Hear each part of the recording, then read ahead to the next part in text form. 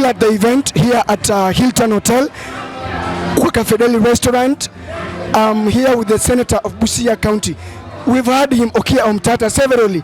Kwa news ya Kiapia, he's the one person who's fighting for human rights. Ule local mwananchi. Mheshimiwa, my name is Kasmil. I work with Culture Hub TV. Kuna issue about inatusumbua na wasanii. Kuna issue inatusumbua sisi kama wasanii. Wasanii, they are not getting their place. Like initially, the positions zile zinafaa kupatiwa wale watu wanajua kuhandle the dockets of musicians ama actors ama singers, zinapatiwa watu wengine. Another thing, tumekuwa na allocations from National Treasury zikikuja kwa county levels paka grassroots, but artist ama wasanii hatupati ama hawapati manufaa ya hizi pesa. Kuna watu ama makatel wanapokea hizi pesa. Wewe kama mmoja wa wale champions ambao wanapigania local life ya mwananchi kama mimi na mtu mwingine, what can you tell them? What can you say about this? First of all, I don't have the details, so I may not be able to make an informed comment. But if there's an issue like that, there are many institutions that can be used to get some relief. You have the courts, you have got the National Assembly, you have got the Senate. So those forums can be used to get a resolution to the grievance. But I'm not aware of the grievance because I've not been informed.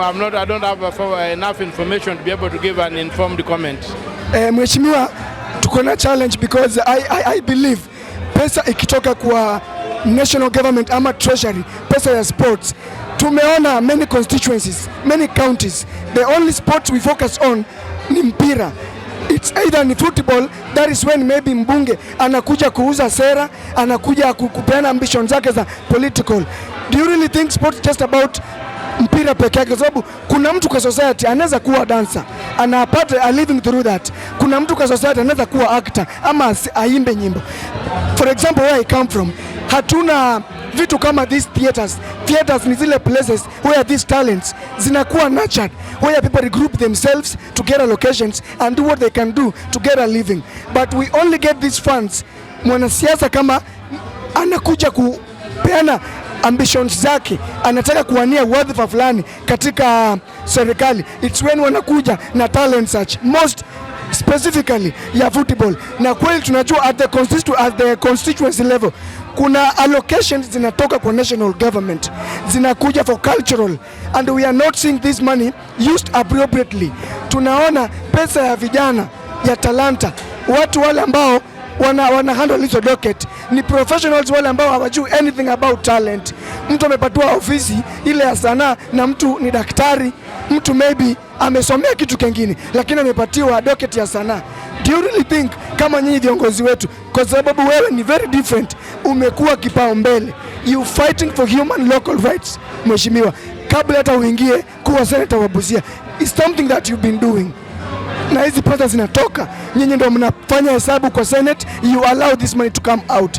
Do you just allocate money for football sports only ama it is large? I think one thing you have to understand is that the question of culture is an economic question. When people cannot afford food, cannot afford medicine, cannot afford education, cannot afford shelter, they cannot spend on entertainment.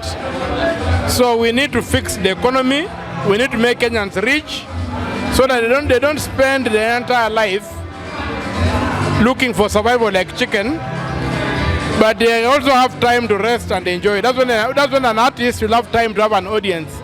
But the question of saying that the state should just fund artists in an environment whereby the general population is living in squalor will not work. So I think we have got an economic challenge. We just need to build the economy. We need to make Kenyans rich so that they can afford entertainment. What can you say about this narrative that goes around every other time wakisema Waluhya we are not united, Waluhya tumesambaratika sana? Do you believe Waluhya should be under one party? Kwa sababu tumekuwa na viongozi kadhaa wakisema the same thing. Luhyas should be under party so that they can work vizuri, because tumesambaratika. Wengine wana support ODM, kuna wengine wana support UDA, kuna wengine wana support na Kenya. Do you really think also that has an impact kwa society yetu ya today? No, I am a Kenyan, I'm not a Luhya. I was born a Luhya, but I'm a Kenyan by nationality. And I believe in one Kenya, one people. And I think the Luhyas are ahead of everybody else in terms of being able to be liberal. The idea that communities should gang up against others is very backward and primitive, and I don't associate with it. I think the neoliberal spirit that the Luhyas have should permeate other communities so that they open up and be able to make decisions not based on their identity, but on their convictions.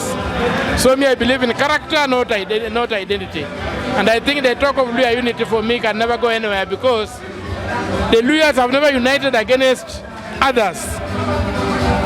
The Luhyas can unite against a leopard, but they cannot unite against others in the manner people want to use them like stepping stones into power. So what we need to do is to have a national agenda which we demand that everybody should identify with. Me, I believe I'm a Kenyan. Being a Luhya is too small a space for me. Being a Kenyan is a bit large enough, and bigger than that I want to be an African. So, where I was born is not important. What's important is where I'm going and where I'll die. So I want to die in one united Kenya, one big nation. That tribal identity is not weaponized into a tool of political mobilization.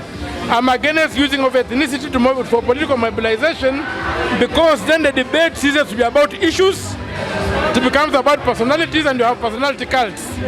So we must mobilize politically around ideas, around programs, around activities, but not around how we were born or where we come from. That one I reject, and I reject in total. Me, I'm a Kenyan, I'm not a Luhya, I'm not a Teso, I'm not anything else, I'm a Kenyan. And I have to mobilize as a Kenyan with the idea that this nation can move forward. So the question of Luhya identity, count me out. Luhya unity, count me out. It's utter nonsense. Do you think initiative kama hizi ya cultural Luhya night today ni vitu tufanye mpaka nyumbani mashinani, ama they should just be here only? I've told you it's an economic issue. Even if you look here, there are people who have a bit of salary and people are here. We need to build the economy so that once you build an economy, people have enough to eat, relax, and want entertainment. Then artists will have jobs. But artists cannot have jobs where people are dying of hunger. Thank you, thank you. Niko hapa Hilton Hotel.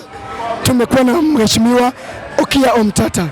He's not for Luhya community, he's not for Luhya unity, he's not for anything less or big. He's a Kenyan, he's fighting diversity, he's a Kenyan who's going to serve everyone.